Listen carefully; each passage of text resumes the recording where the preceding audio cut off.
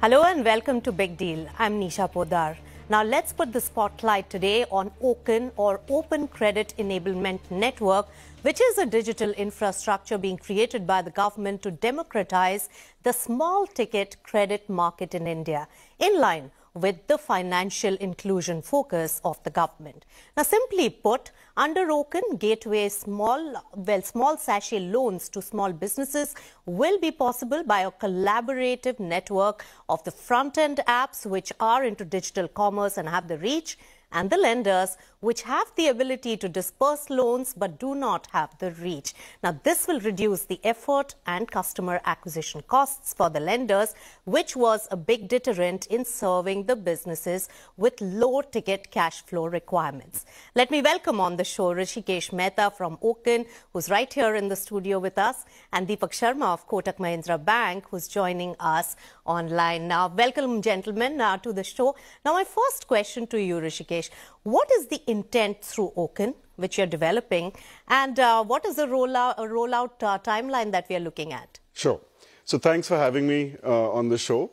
So let's talk about the problem that Ocen was is trying to solve going forward.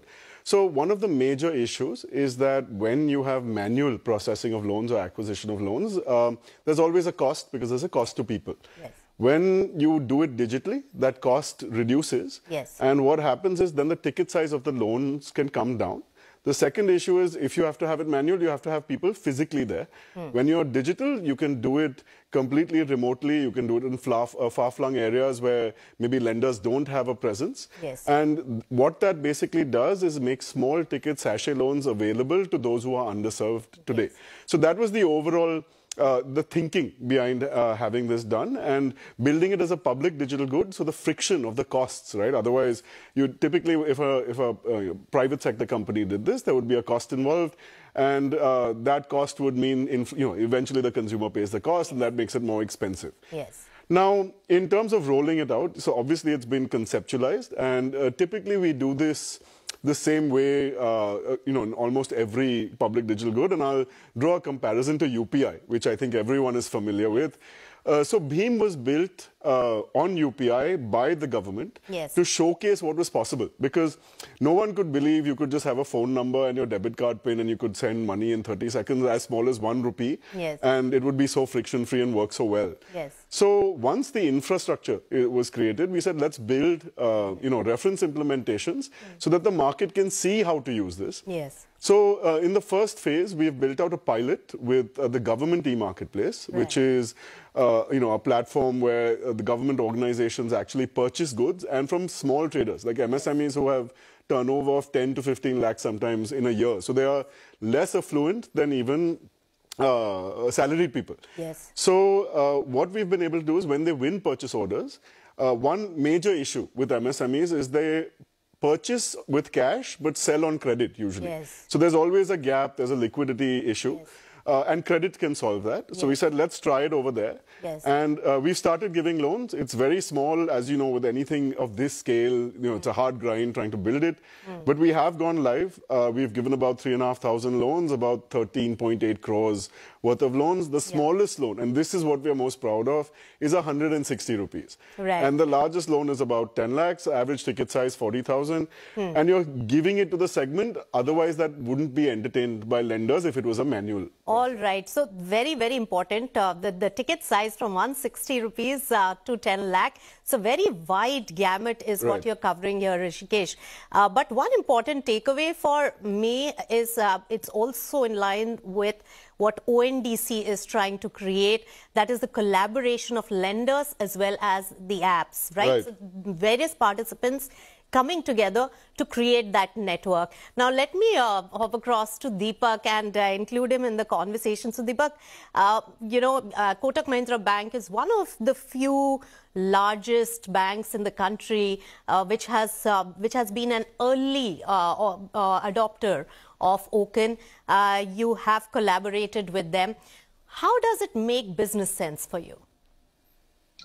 Oh, great. Thanks, Nisha. I think great question, because a lot of people want to jump in the party when it's already crowded. I think we took the opportunity to be in early to understand how this whole construct and the network is coming together, because it's equally important when you are building a new business is to understand the contours of business. Unlike traditional business, which was based on a balance sheet or based on financials, here the underlying credit decision model is very different, because you are looking at the data, which is invoices supplied on the government e-marketplace by small businesses or sole proprietor. So in many ways, this is still, I wouldn't call it a sachet side business, but definitely it's relatively small in ticket size, smaller in tenure, and a very different kind of a credit and a risk model that it takes. So we took this opportunity to be among the first banks to start lending on Open platform, because it helped us look at a new business rule engine as to how should we be looking at this data real time, setting up our parameter of credit approval, and then enabling the real time disbursement of these loans on the platform. Right. And we have been able to do all of this as a part of our initial rollout that we have done on Open. Yes. I think important part of this is we are seeing very interesting data. Like what Rishi mentioned, he saw average ticket size of 40,000. Obviously, as a bank, with whatever our initial rules were, our average ticket size was about 1 lakh. So we have started to still look at relatively a lower value credit than traditionally we underwrite. And I think a lot of this opens up new frontiers about how we like to build and scale up this business going forward. Right. So line of credit is the lifeline of all businesses, and why should the small businesses be deprived of that? So that's an important one, Hrushikesh. But so one important aspect is also, like payments gateway created within minutes, you could transact online. Within minutes, now credit can be given online. How does this work? And within minutes, how do lenders really recognize the loan, figure out the credit acceptability and asset quality, and work on those parameters? Sure. So look, previously it was done manually, and this manual versus digital always is going to come up there. And the only way you can serve large masses of people if everything is completely automated. Right. So at a very a basic level, there are like 4 or 5 steps in the process. One is, can you get consent-based data? So the user should know that they are sharing their data for this purpose of being offered a loan. Now this data, which will include some platform data, so GEM provides how sellers have been transacting. You could get maybe GST invoice data. You get bank statement data through the account aggregator, which is another public good, which is just launched last year in September. And then you get credit bureau data from the credit bureaus. So these 4 pieces of data can be used to, and they're all machine readable, right? It's all digital, to actually instantly run the credit policy, and you come out with an offer. And that's the interest rate, the size of the loan, and all that. This is shown to the user. They select it. They proceed to do KYC, which can be done via Aadhaar, the Udyam registration certificate. They then provide a disbursal account. They sign an agreement, which can be done with Aadhaar e-sign. And then minutes later, the loan is disbursed. So, there's also the setup of the e-natch, or, to be able to collect the loan, obviously, later. Yes. But it's actually within 10 minutes, the money is in the account of the person. And this is the beauty of this, right? So if you actually spoke to MSMEs, it takes anywhere from a few days to 2 weeks, usually, to get a rejection for this sort of ticket size. Now, within 10 minutes, they have money in the account. And that is the leapfrog, I think, that we've been able to, do at a very small scale. And now the challenge is to try to scale that. Right. So more transactions via the network, that is going to be the real aim. But Deepak, about the credit worthiness, banks put so much importance to the asset quality. How do you do that in minutes? How has your experience been so far?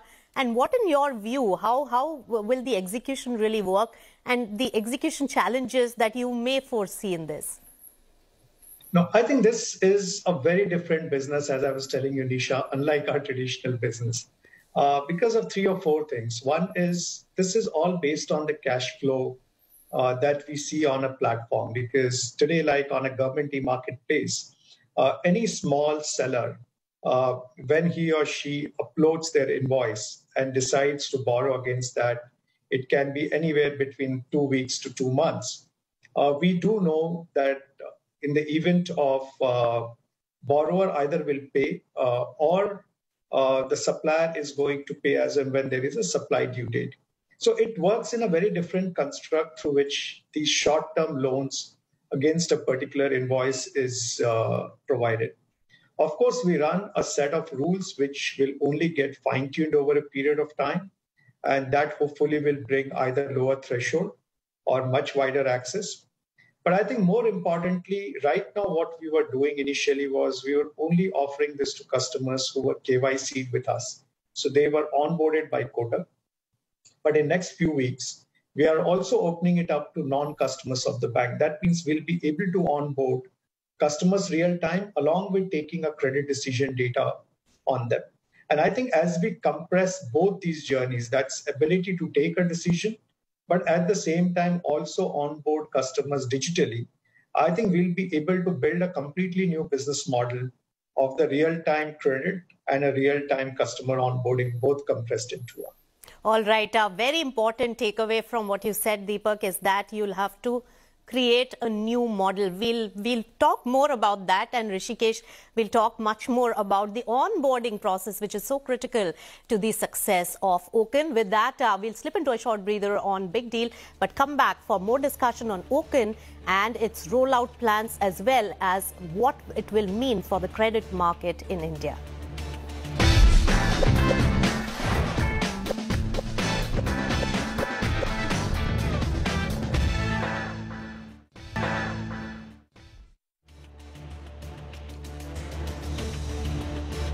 Welcome back. You're watching Big Deal, and we are discussing the scope and disruption that Ocen can create.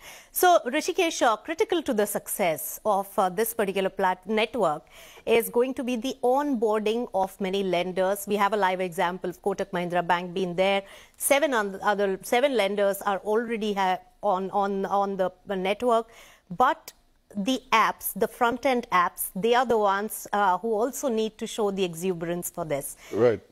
So how is that onboarding process going on, and what is the level of, enthusiasm that you're seeing amongst the various players in joining this network?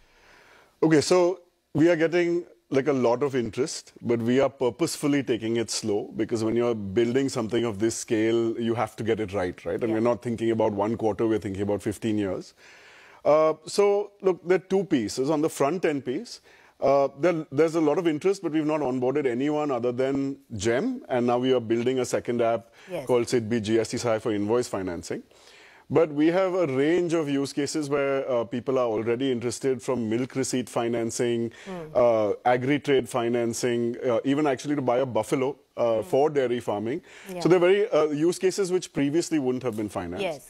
But that is different from a lender onboarding, which is, where they have to follow KYC prescribed by the master KYC directions of the RBI. So that is pretty clearly laid out. So onboarding is different, right? So onboarding and the front-end apps is something we will take a call in the next 4 or 5 months when we're ready. And, the KYC process to onboard customers, I think Deepak may be in a better position to speak to than me. So I was primarily focusing on the onboarding by the digital commerce apps, because that is going to be very critical. Lenders are ready to disburse, they will assess. But what about these digital apps? What is the interest level there? So I have over 70 companies who are interested in going live with all the big names that you usually hear of. I won't name them because, they obviously, we've not moved.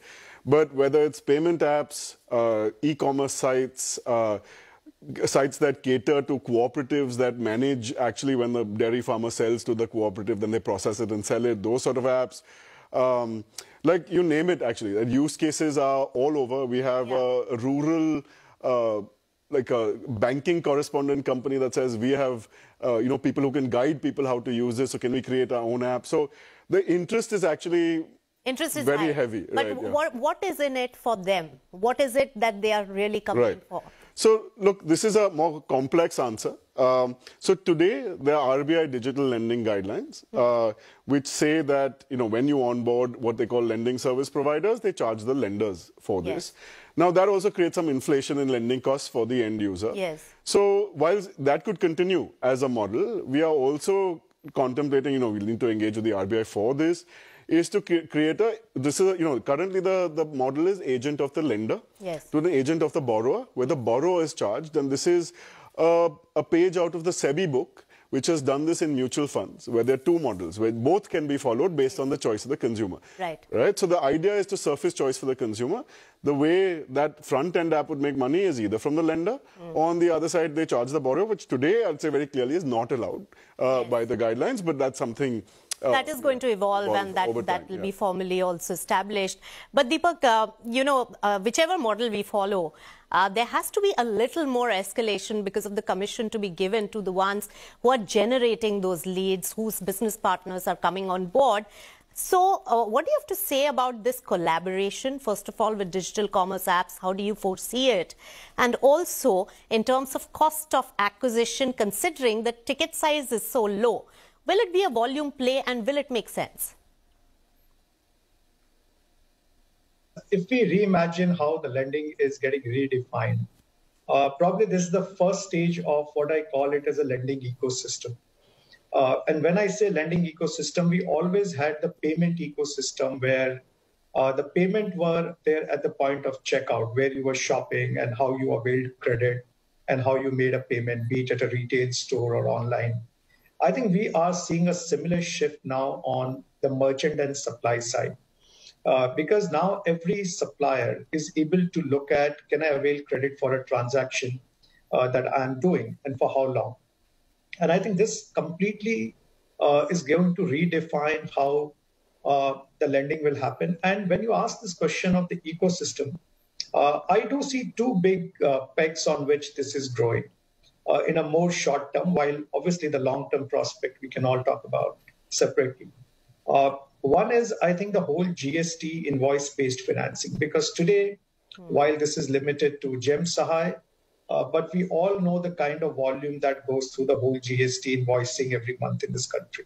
And I think as we are building those railroads, we will see a much wider adoption of consumers coming in the play. I think the second big shift we have seen is a lot of e-commerce companies and B2B suppliers have started to look at cash flow-based lending within their ecosystem. So as lenders start to become more comfortable with this kind of a lending model, they are extending the same model beyond what we are running in the confines of Gem Sahay. So it's propelling the market, but it's propelling it in different forms and shapes. And I think the last point that you mentioned, finally, the market will determine what is the right value and the price that is associated with it. So be it the loan service provider or the other ecosystem players who have a large engagement layer, some of them may choose to offer finance as a part of their embedded value proposition. So not necessarily everywhere the borrower has to pay origination fee. At the same time, lenders will continue to be far more competitive for a kind of credit quality or the platforms from where they want to onboard customers. Last but not the least, I would say is that this also is the starting block for lenders like Kotak Mahindra Bank. Because right now we may see that the ticket sizes are smaller, or frequency may not be high, or number of borrowers are limited. But over a period of time, we will see a change in all these three parameters. Yes. While we expect more borrowers to come, we definitely would see a higher frequency of these borrowers coming and availing. But most importantly, I think we will start to build an alternate credit profile of these borrowers beyond just their bureau. As we start seeing a lot more of data around what kind of products are they buying or selling and where they are taking financing, what is their repayment record, I think we'll be able to create more such curated products for them. That's right. Two important things there, Deepak, for this to become much more robust. And the way you're visualizing it is, first of all, the credit profile of the borrowers, and the second, also generating the credit culture in the country, even in small businesses, in hinterlands, SMEs. So, Hrushikesh, in this, the critical bit, and I'll ask you again, commercial space, you did mention RBI regulated models will be something that will be in play. But apart from that, these digital commerce, apps, if they are interested, there has to be more, maybe more relationship building with their own vendor partners and creating more revenues. So how do you see that this line of credit can be a source of many more transactions and business activities, per much more than what it is showing right now? No, that's exactly right. And I'll give you anecdotal evidence. So we obviously tested. So we used to sit down with gem sellers and, walk them through the app just to see where they were getting stuck and that sort of thing. And once they started using it, a few, asked us, what else are you building? Because credit is so constrained to that segment that I think, you touched upon credit culture. I think there's just credit starvation for that particular segment. So what we're doing is unlocking this for them. To answer the question, like, why do front-end apps do this, right? So think I'm an e-commerce company. At the end of the day, if you provide people liquidity to run their businesses, you're going to generate more gross merchandise value on your platform.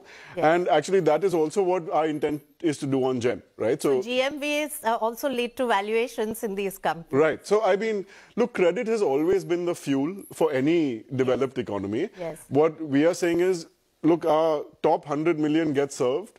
Corporations get served, but the billion don't get served. So what we're doing is building for the billion. And truly building for the billion, not, not saying that, we'll build for the billion and then build for the 100 million and, you serve 40, 50 million customers. So this is the hard road. It's very difficult because there are a lot of challenges along the way as you go.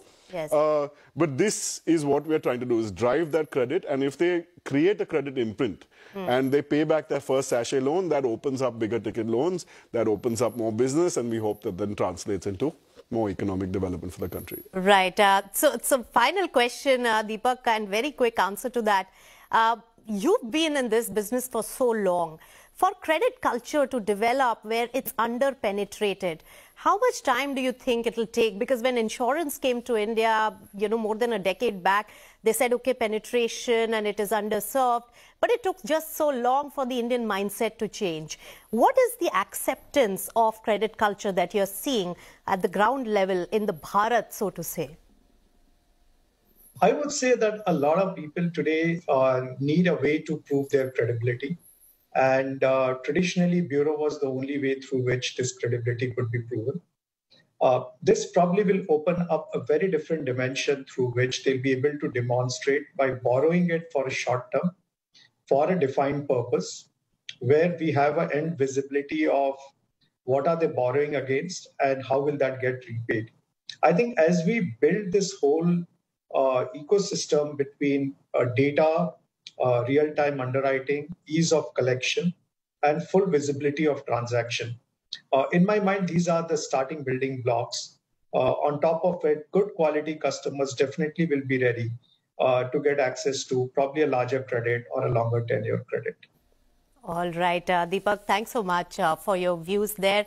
And Hrushikesh, thank you so much for explaining and simplifying the whole process of building Ocen and what is the scope of it. So looking forward to that Ocen rollout and to fuel the small businesses in the country and also to create that credit culture for the real financial inclusion by democratizing credit. That's what Ocen is aiming to do. With that, it's a wrap on Big Deal. Thanks so much for tuning in.